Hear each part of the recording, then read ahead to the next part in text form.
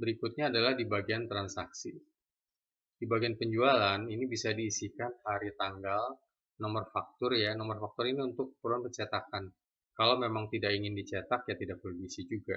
Jadi kalau kita lihat di bagian faktur penjualan di sini, itu kita bisa memilih nomornya. Dan tadi kalau nomornya sudah diisikan di bagian penjualan, itu nanti akan muncul secara otomatis informasinya di bagian produknya di sini. Oke, balik ke penjualan, apa saja mesti diisi? Tadi satu nama pelanggan, ini memang ini ada list, tapi kalaupun diketik nama lain tidak ada masalah, di sini bisa. Ya, kalau pelanggannya itu hanya pelanggan yang mungkin sekali dua kali saja, bukan pelanggan langganan. Jasa layanan, ini kita pilih di sini jasanya. Kemudian kendaraan, kalau memang ada penggunaan kendaraan. Kalau misalnya kita ngesup lagi mungkin tidak ya, tapi kalau misalnya menggunakan kendaraan sendiri bisa ditulis di sini. Unit akan muncul secara otomatis. Ini uraian bisa diisi, misalnya trayeknya, misalnya Jakarta-Surabaya, atau bongkar muat untuk Jakarta dan Surabaya itu bisa diisikan di sini. Nomor faktur itu berhubungan dengan yang dinota tadi. Ya, jadi kan nomor 1, nomor 2 nih.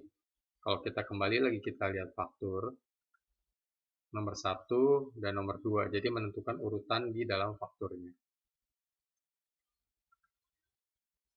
Setelah itu kita bisa memasukkan harga per unitnya. Ini kilogram misalnya.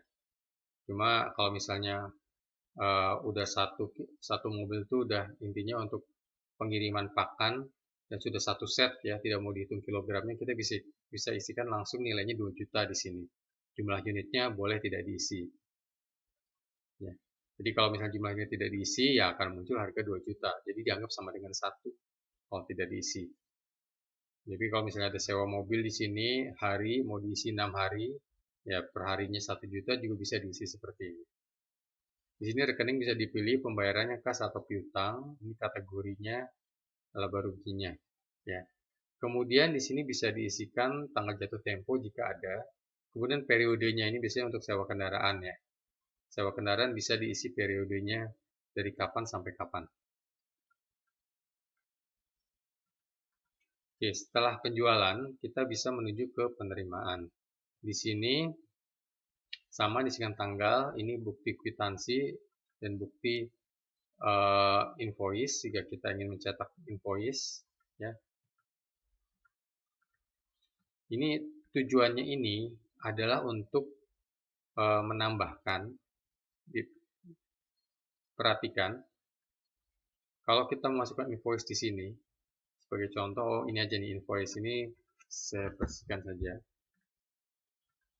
Ini invoice 004, ada biaya supir 400. Ini akan muncul datanya pada saat kita melihat laba rugi kotor. Di sini invoice nomor 4, itu total penjualan 2,2, pengeluarannya berapa? Nah, itu ada masuk biaya variabel yang 400.000 tadi untuk supir. Ya, jadi biaya supirnya akan muncul di sini. Walaupun sudah ada dalam tagihan, kalau kita lihat lagi di faktur penjualan 4, ini kan ada harga supir 400.000 muncul. Nah, cuma di net off-nya itu tadi bisa dilihat di bagian laba rugi kotor. Jadi sebenarnya profitnya 1,8 karena 400.000-nya itu untuk supir. Ya. Dan di sini mobil kan memang tidak dihitung terhadap HPP mobilnya sendiri berapa kan tidak dihitung karena itu dianggap masuk penyusutan dan penyusutan sudah dihitung di laba rugi sudah di bagian bawah masuknya. Di sini kalau ada beban penyusutan kendaraan. Oke, kembali ke penerimaan pengeluaran. Kemudian perhatikan juga kalau misalnya ada pembayaran piutang, jadi penjualannya di sini. Ini ada piutang nih, yang 6 juta ini. Ya, 6 juta kalau kita lihat piutang agen, ini 6 juta nih. Ini belum dibayar nih. Misalnya dia bayar, bagaimana bayarnya diisi di bagian penerimaan pengeluaran. Ini mungkin saya isikan saja tadi misalnya piutangnya tanggal berapa tadi? 4 Januari. Dibayar misalnya 16 Januari. Nah, Nah, di sini pembayaran piutang.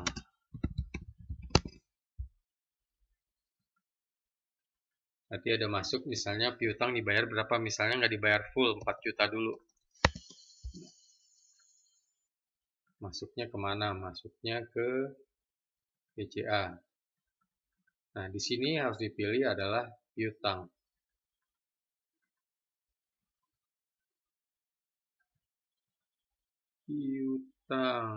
Piutang usaha agen pelanggan. Ya, ini namanya harus sama dengan yang di bagian penjualan tadi. Piutang usaha agen pelanggan. Sehingga kalau kita lihat di bagian piutang agen pelanggan, kita lihat di neraca. Ini piutang usaha agen pelanggan sudah berkurang. Ya, sudah berkurang. Dari tadinya 6 juta menjadi hanya tinggal 2 juta. Dan kalau kita tadi sudah melihat neraca, maka kita bisa, nah kemudian kan kita mau melihat di sini nih, piutang agen. Nah, ini harusnya berkurang juga nih. Kenapa nggak muncul 4 jutanya? Itu karena di sini harus dipastikan bahwa di bagian customer atau pelanggan, ini dipilih namanya. Di sini kan dipilihnya namanya pelanggan datang tadi ya. Nah, setelah pilih pelanggan datang, kalau misalnya kita di piutang agen pelanggan, maka angkanya baru muncul. Oke, jadi untuk penerimaan dan pengeluaran, saya kira cukup jelas di situ. Kita bisa lanjut ke mutasi rekening. Mutasi rekening ini hanya perpindahan dana saja antar masing-masing rekening, jadi hanya untuk memastikan bahwa saldo di buku tabungan atau saldonya itu sama dengan yang tercatat di sini.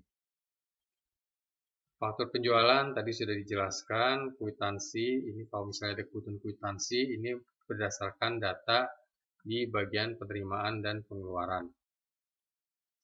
Piutang pelanggan tadi juga sudah dijelaskan. Nah, utang supplier ini kalau misalnya ada utang, ini bisa juga muncul di sini datanya.